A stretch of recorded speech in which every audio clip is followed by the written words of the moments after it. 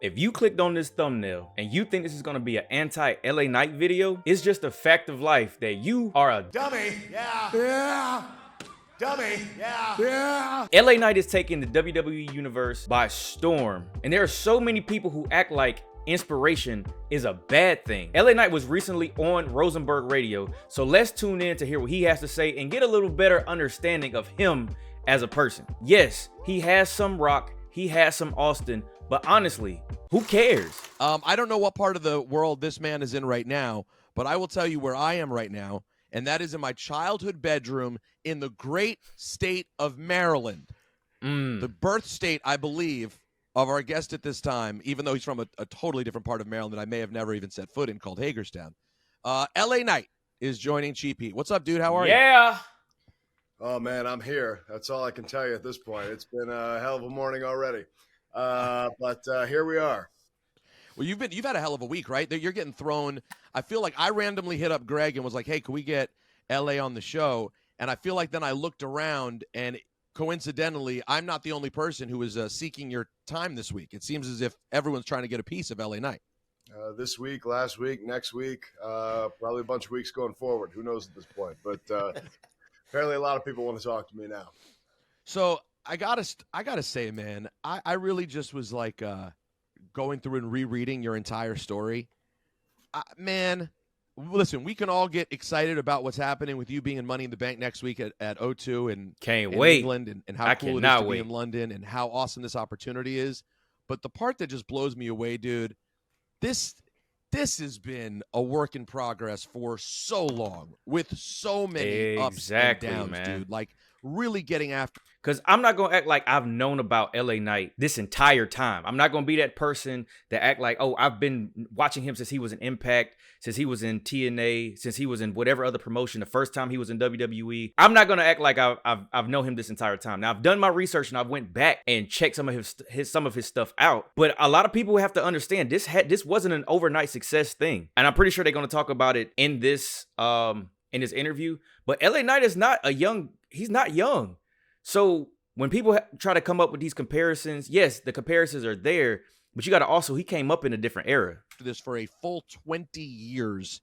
Yeah, as 20 a professional. 20 years, bro. How are you able to like take in this step that you're at right now? Does it just feel like another step in the ever sort of growing journey of LA Knight?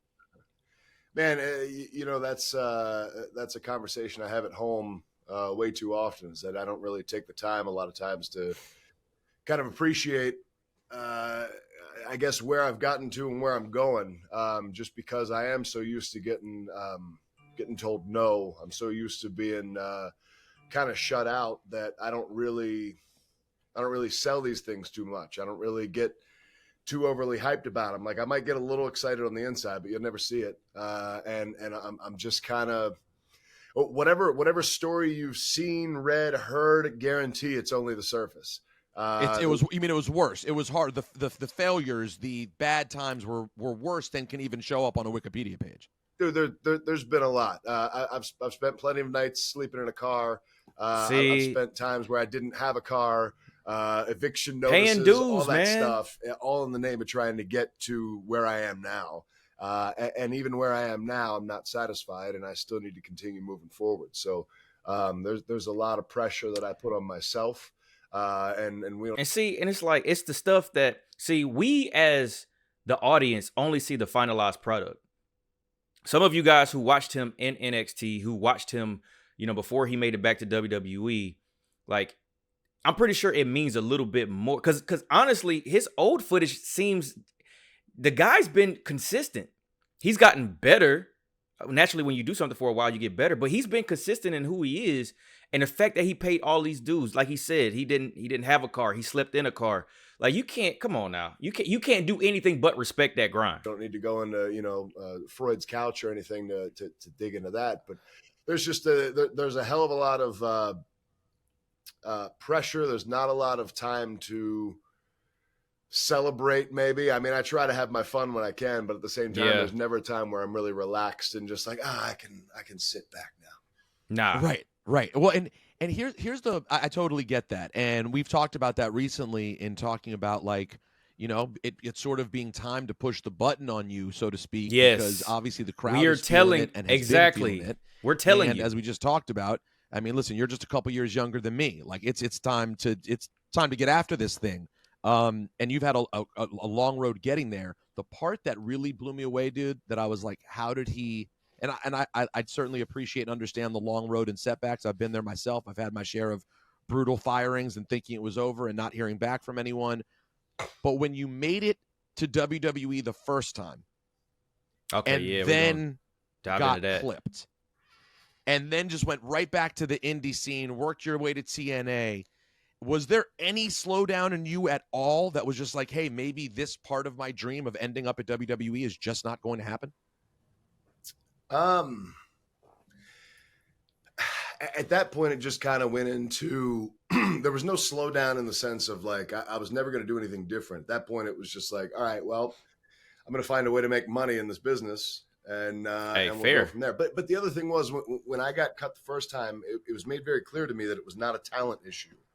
The issue was that there was a perception issue about me and the way that I carried myself and things of that nature. So apparently I had a little bit of heat. So I had left with heat, and it was said to me that, in order for that stigma to go away, you have to go away for a while. So we can maybe bring it back in 6 months, 9 months, a year. These are exact words that were told to me while I was being released. So really, I always knew that there was. Dang, so he had like backstage heat. I wonder if he'll touch on that. He probably won't. He'll probably keep that under wraps. But the fact that it wasn't a talent issue, it was the perception of who he was. I wonder if it's the comparison issue, or was it?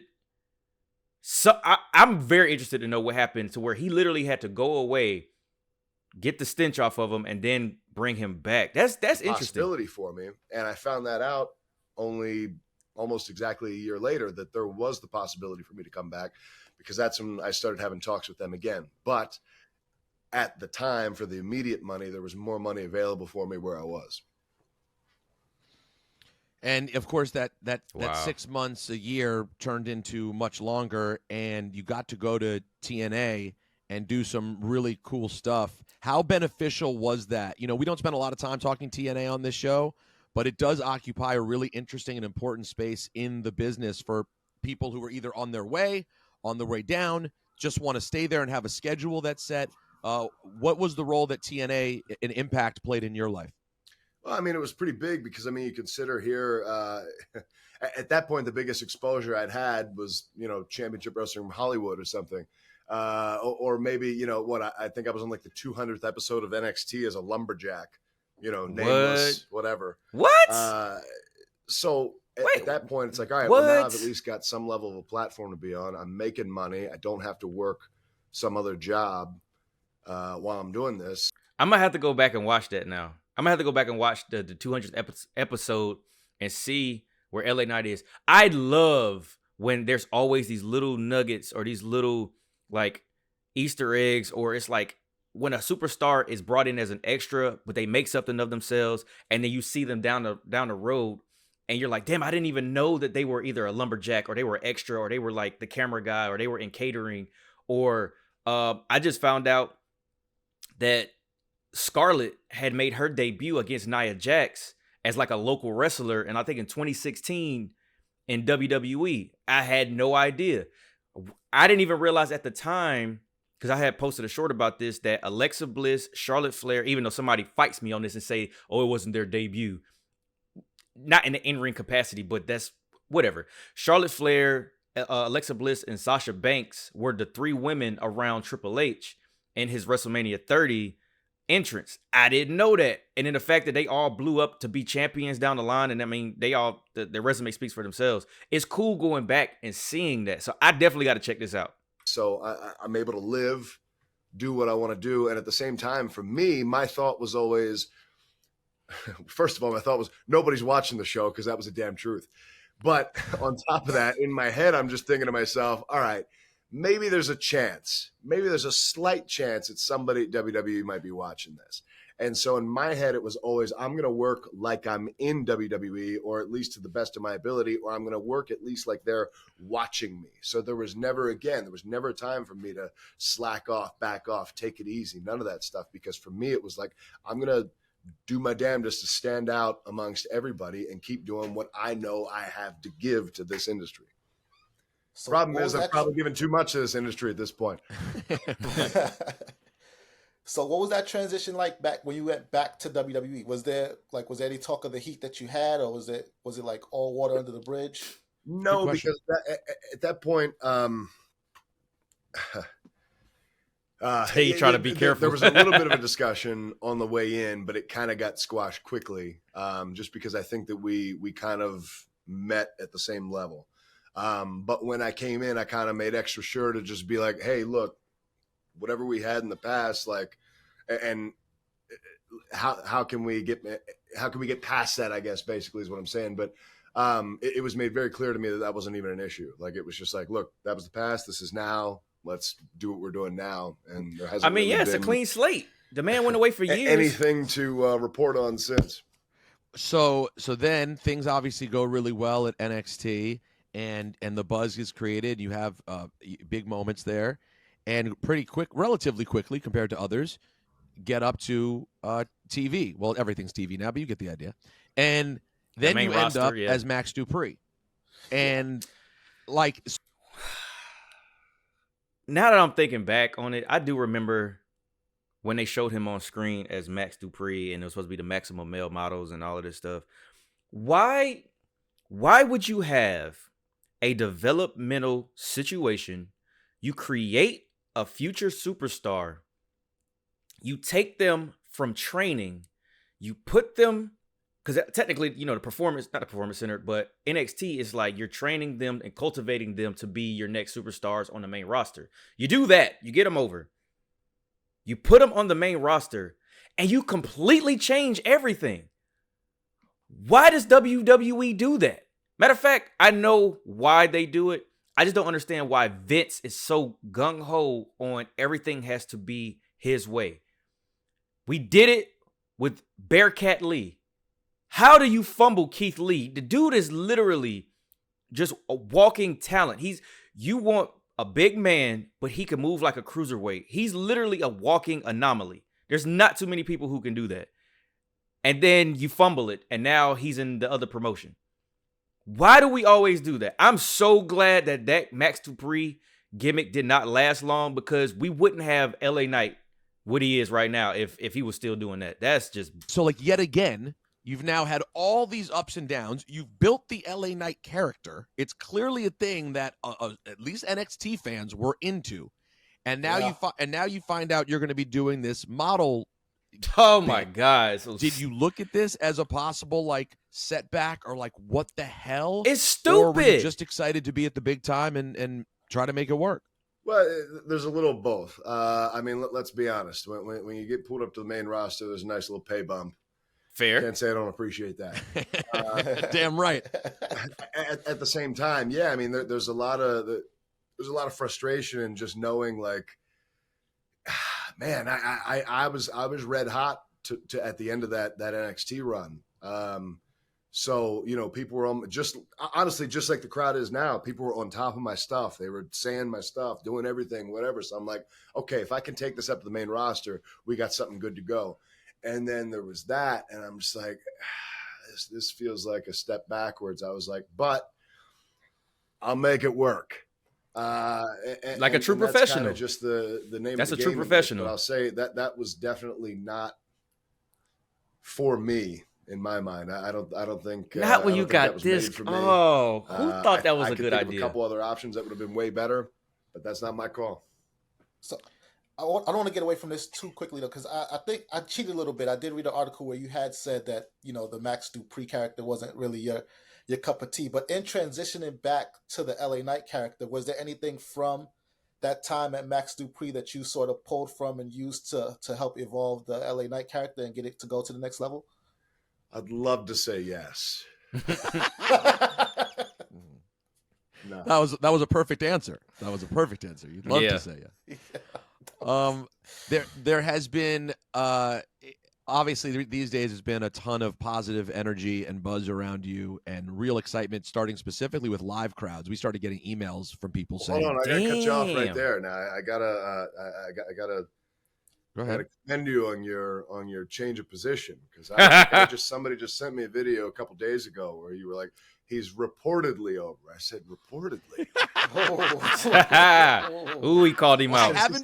I said, "What's reportedly? Can you either watch the show or you don't? So either he is or he isn't. What do you mean reportedly?" But go on. And see, and that's okay. So just hearing him, because right now he's being himself. He's not in character, but you can tell that like the LA Knight character, the persona is just him turned to the max.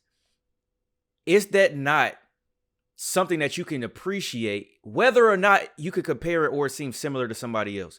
All greats come out and they get instant comparisons to somebody else. LeBron, Michael Jordan.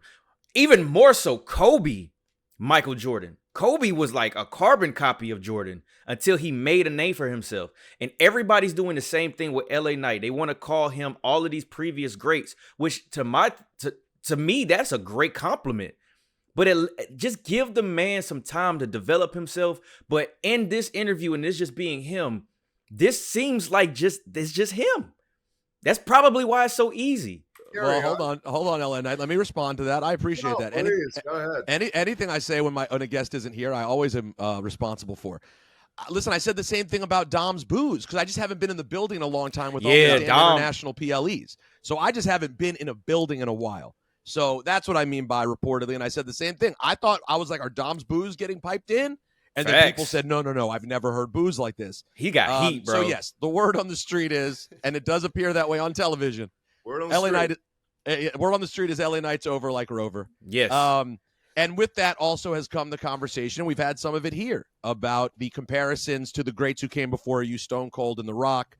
There was a little back and forth that happened recently with that, and you being whether or not you're a quote kind of derivative character who's gained things from other people. Obviously, I'm a hip hop head, so sampling is sort of part of the game to me in terms of developing character and art. I don't really exist without Funkmaster Flex and Howard Stern. But the thing is does Stone Cold exist without some inspiration? Does The Rock exist without some? People hated The Rock. People forget Rocky Maivia Rocky died was a thing. So why? Like, come on, man. Like, get this man a fair shake. You gotta let this man just give him some time, bro. When have we see? This is the other part. Everybody is already saying, oh, the bloodline is on the decline. Who's next? You got him right in front of you, and you want to shit talk him. Like, just let it happen, man. Besides, when's the last time we've had any breath of the Attitude Era without them trying to forcibly do something like Raw Underground? Like, this is the most organic, like, whiff of the Attitude Era that we've had in I don't know how long. How do you respond to that? Are you offended by the idea of it? Are you simply influenced by others? What do you say to people who say everybody's influenced? No, look, if you want I'm to make influenced. That comparison, cool. My aim is to be bigger and better than either of them. I think I bring a very as you should different package to the table than they do. At the same time, are there little glimmers of similarity? Sure, there are. I mean, I guess you could go ahead and say there's Kobe to Jordan. There's those kind of comparisons and stuff like that. What did I just say? If you want to make me the Kobe to their Jordan, sure, why not? I'll take it. What did I just say? Now, if someone was to do that, who really was your Jordan? Was it Stone Cold or The Rock, or was it someone else? I've talked to you before. I know you're pretty old school with your, even pre-Attitude Era interests as well. Yeah, I mean, there's a four-way tie in that whole thing. Okay. I mean, Hogan started it all for me, even Hollywood and the NWO. Good bro. Stuff. Yeah. So I mean, him, Flair, Austin Rock. I could not pick a top. And that makes all the sense in the world. That makes all the sense in the world. And you know what's crazy? All of the older, like people that's in my age bracket and older that were 8, 9, 10 around the Attitude Era, we got to watch it live. Think about people who were born in 2000. This is the first time that they're seeing something new and fresh, but it has that the allure of the Attitude Era. Like, just let it happen, man. Like, we always complain about WWE doing something and changing stuff and never giving the people what they want. If they decide to push this man and he becomes the next big thing, why is that a bad thing if he's similar to some of the greats? I appreciate Kevin Owens bringing the stunner back and the Swanton Bomb. Like, as long as it doesn't turn into the Sweet Chin Music, like, I can appreciate it. Yes, he has a little bit of nostalgia, but also let that man be him. And why is that a bad thing? There's a reason why we still talk about these people today. But that is your Mount Rushmore. It's Hogan, Flair, Austin, Rock. That makes all the sense in the world. With honorable mention to like Jake, Undertaker, those guys, but definitely those are the four. That makes so much sense. You've gotten to have moments already throughout your career with some legends, man. You've done stuff with Ted DiBiase. At TNA, you had a match with Tommy Dreamer. You've had run-ins with this one and that one. Has there been what was the most like childlike moment for you where you were kind of like pinching yourself, like, can't believe I'm sharing a ring with blank?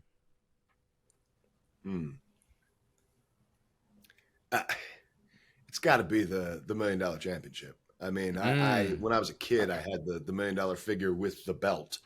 I was probably 7 years old at the time when I had the thing. So to have, and it was not a replica, the actual, like the real deal. They had like security around this big case that you'd open up, and here's the one of one, the only belt. Now, you know, occasionally we'd pull out if we were going to do something a little more dangerous or something a little more reckless, then maybe we'd have a replica. But otherwise, 9 times out of 10, it was the official. That's crazy. Only one ever made with the diamonds in the back. Ooh, that's crazy. Real deal. So, I mean, something like that, man, I'm taking pictures and videos and all that stuff. Heck so, yeah. That was cool. And yet, how did your relationship end with Ted DiBiase? Do what I got to do. Go ahead, SUG. I want to jump in and talk to you about some of those catchphrases. Like, how did some of that stuff come about? Like the and the let me talk to you and all of that. Because I feel like you said, the crowd is responding to that stuff because we feel that. Like, you put out an energy and people match it every time. Let me talk to you kind of happened out of an accident. It was in 2010. I was tagging with Brian Cage at the time. What? And we were out in California, and the interviewer, we do this show called Mach 1 Wrestling, and it was always these Friday night shows, and afterwards they'd have like little interview sessions and stuff that they put online. And in that, I felt like the interviewer was just interviewing Brian way too long. And so finally when they brought the I said, let me talk to you. See, man, this is what I'm talking about, man. That is so organic. Like, that is so organic, because it's literally like, at this point, I'm trying to get your attention because I feel like you're not even paying me attention right now. So let me talk to you. And it's so simple, but it's so organic. That's what, man, push this dude to the moon, bro. And I was just like, man, that might be a good little. It's not even like he was writing material or trying to force it. It was more so like, dang, that actually sounds kind of good. That sounds like that sounds like something I could do something with. It's short and sweet, and it's a setup for the promo that I'm about, like what I'm about to speak to you about. But that's crazy that it just is by accident. Like, that's wild. So I just started using it, and eventually it's just kind of become a thing. Kind of happened. Yeah, it was something I just started using walking around the Performance Center the first time around that I was there. I don't remember the exact origin, but I think I'm pretty sure what happened was like one of the coaches there would like be telling us something, and I would always just kind of like be like, you know how some people go, Mm-hmm. I would just be like, what? Yeah. What? And he'd kind of push back on me, and he's like, what? Yeah. Like, as though I was like being a smart ass or something. And so then I started leaning into it. And so then when he'd start saying stuff, I go, yeah, like, duh, yeah. Bro. And so it just became a thing. And so people would always quote me at the Performance Center. Back then, for whatever reason, don't know why, randomly, I would just go, everybody. And now people started saying it back to me. And so when they'd start saying it back to me as we're walking through the Performance Center, I didn't want to say it back to them. So I'd go, yeah. And so fast forward now to TNA. I'm doing Fact of Life as the little talk show I had, and we had the dummy button. Bro. And they put me in the studio, and they were like, just say dummy in different ways. And so I was like, dummy. And then one time I just went, dummy, yeah, just because. And they were like, that's the one. Reflex at that point. Bro, so and that's so crazy because that's so true. That's true in like it's just wild. It's like when it happens, in the case of the dummy yeah part, when it happens, you know when it's the one. It's like that with photography. When you take 1,000 pictures and you're like, that's the one. When you have a bunch of different takes. I mean, it happens all the time, but it's crazy the fact that like, you know, you can actually get the dummy button. Like online, they actually have a dummy button. Where's it at? Oh man, where's it at? Oh, I just saw it earlier. Yeah, they have a They actually have a dummy button. And it's just, bro, that is so cool that his catchphrases came from organic just interactions. And the fact that they're not even new. Like, he said this was at the Performance Center the first time he was in WWE. And then the whole situation with Let Me Talk to You was from an interview because he wasn't getting enough shine. So he like butted his way in. Bro. See, and it's like that's the thing where it's like everybody is so quick to say, oh, he's copying somebody. Well, maybe that's just, you know what? It's called charisma. Maybe he's just a charismatic person that has similarities to our favorites. Sometimes you got to look past that, man. Like, embrace it. If you like Stone Cold and The Rock when they were active, why would you have something bad to say about somebody who reminds you of them? But it's not like he's walking around with a bald head. Yeah, he might have a vest, but a lot of people in the Attitude Era had vests. Shawn had vests. Triple H had a big denim vest. Stone Cold obviously had a vest. Maybe this is just his thing to where, yes, he's embraced certain elements from the Attitude Era. But I mean, if it's something that if he's passionate about, why is that a bad thing? It's fresh. Like you can't lie and say when he comes to the ring, you're not ready to hear what he has to say. And I still think they dropped the ball on him being at WrestleMania. But I digress. I said, okay, cool. And eventually I just kind of got away from the dummy part, kept the yeah, and here we are. Wow, it's crazy how much, like, people do get so many complicated things. You worry about what they're wearing, elaborate gimmicks, and it's just a few words that really is. It's like that connect so much. It's wild. Who would guess? The main thing is, in my opinion anyway, is not trying to crowbar something. Try and crowbar something. It's not trying too natural. hard. It's not going to be real. Trying too hard. Yeah, it's not going to work. And all he this right. stuff has just been kind of either stuff that I've said in real life that's just kind of blended through, or something that just kind of happened that I was just a bit like, oh, okay, yeah, that was cool. Let's keep that, as opposed to like, oh, well, let me think of this line and plug that. Is that why you think the LA Knight character resonates with the fans so much? Is because like we feel that we're getting something real, authentic, like, show up for the illusion of wrestling, but hoping that they get some glimpses of reality. And you think that's what? That's a good point. With that little bits of reality that you give us. That's a really good point. A little bit of that, but I think there's also a little bit. You guys mentioned it, maybe a little bit of a throwback factor. I think that I think a guy like me's been missing for a long time, personally. Hey, facts. A guy who's just going to talk a lot of trash and then go out and do it, and also probably just my psychopathic ability to believe everything I'm saying. But that makes it more believable. That probably also adds to it. I'm not out there reciting lines. I'm not memorizing stuff. I'm just going out there and I'm doing my thing. And see, and that right there, just flow. And that right there is one of the reasons why we get that feel from him.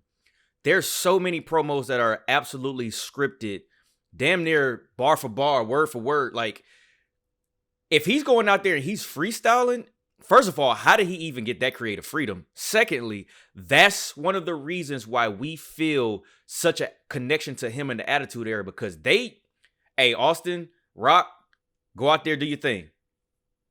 I'm pretty sure Triple H had that same leash. I'm sure Shawn didn't even care. So that's probably why it's organic and it's authentic. And it's like, I don't understand. Like, why complain about that? Like, I'm just tripping that we have a new superstar on the horizon that's on the come up, potentially the Money in the Bank winner. We're going to find out next weekend. And people are literally, well, I guess when I publish this, it'll be this weekend, but people are literally complaining about that. Like, what are we talking about? React. What are we talking about? Over here, I can talk about that. Okay. See? Then there's a more that improv. So, hold on, what do you say? I was talking. And My bad. react.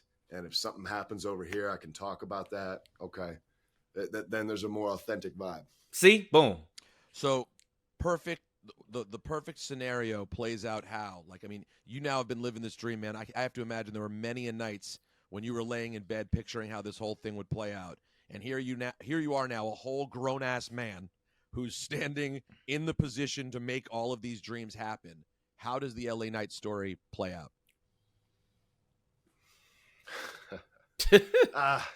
Man, it's been such a damn stock chart in a sense where, you know, a stock never moves straight up or straight down. It's always this, no matter which way it's going. That's a loaded question. You mentioned laying in bed and kind of visualizing this stuff. I've never been very good at that. I've always been kind of a one step at a time kind of person. Hey, I want to do this tomorrow. I'd like to eventually get to this, but I can't really see it. I can't really see how to get there. So it's just kind of, you got to crawl before you walk. I'll cross the bridge when I get there.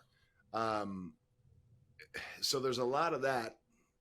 The optimum scenario, man, that's the crazy thing. You talk about, go back to NXT and you talk about the $1 Million Championship or something like that. It's like, I didn't even know that was an option.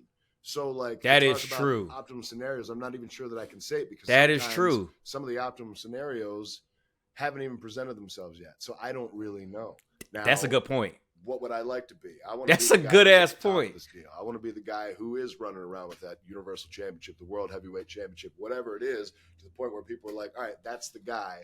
All right, that's the guy who also now we're going to consider, is he one of the best of all time? I don't know. And maybe that's ambitious. And people look at me and be like, oh, this guy's out of his mind. He thinks he's got that good. Yeah, I do. Otherwise, it would you should. And that's the thing that kills me about people and the perception of LeBron James. This man says, I feel like I'm the greatest player in the world. I think I'm the greatest of all time. Why would you do something if that's not your goal? If you don't want to be the best. Now, that doesn't mean that you're going to just crap on everybody else or you're being over ambitious.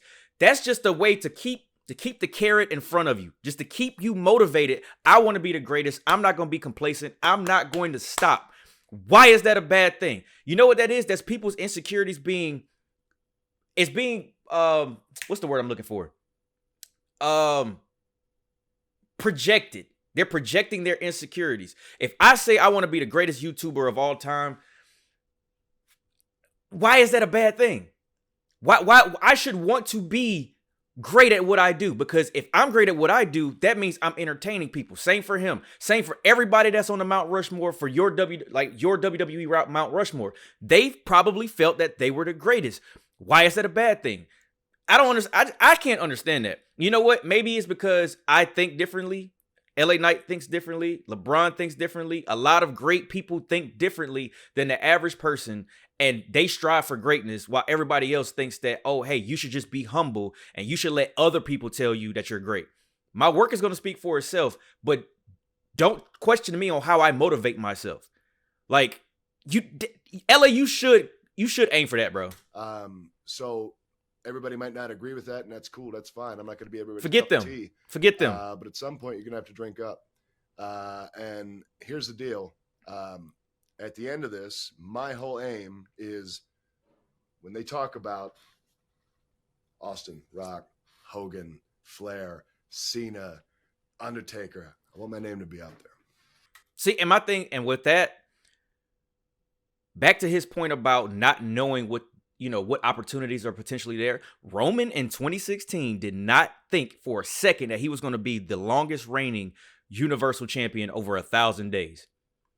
There's no way he thought about that.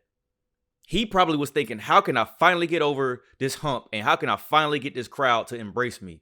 It took a pandemic, him going away, him coming back as a heel, finally. And then, hell, the Bloodline story had to happen. And now we're at 1,000+ days and he's been the champion. So, yes, that was kind of a loaded question. You don't even know really what's about to... You don't know what's in front of you. Yes, everybody's going to want to be a champion. That's kind of like why you do this thing called wrestling. You want to be one of the greats, but you don't know what's in front of you. So, man, listen, this was a top tier interview, bro. Like the guy, look, he can go. Yeah, that's right. It's a hell of a goal to have, and it certainly a big step could be taken next Saturday in London, England. Dude, thanks for making some time for us. I wanted to get. I mean, we hope to have you on. I think that's pretty much like the end of the interview. I'm gonna put the link to the original video in the description. But great interview, man. And then this, I feel like hopefully you made it this far in. If you have, and if you enjoy wrestling content, be sure to hit that subscribe button and hit that thumbs up. I waited to the end of the video. I gave you what you came for, and now maybe you can give me what I need. So I appreciate that. But this was a great video, man. Maybe this gives people, if you watched all the way through, this gives people an understanding of LA Knight behind the scenes, behind the curtain, a little bit of him himself, how he even got to the character that you see. If you're new to him and you think that he's just a carbon copy, I would suggest you do your research, because the way that I feel, he's not going anywhere no time soon. But appreciate you guys for watching, man. Like I said, like, subscribe, all that good stuff, man. And I will see you back in the ring. Thanks, y'all. Peace.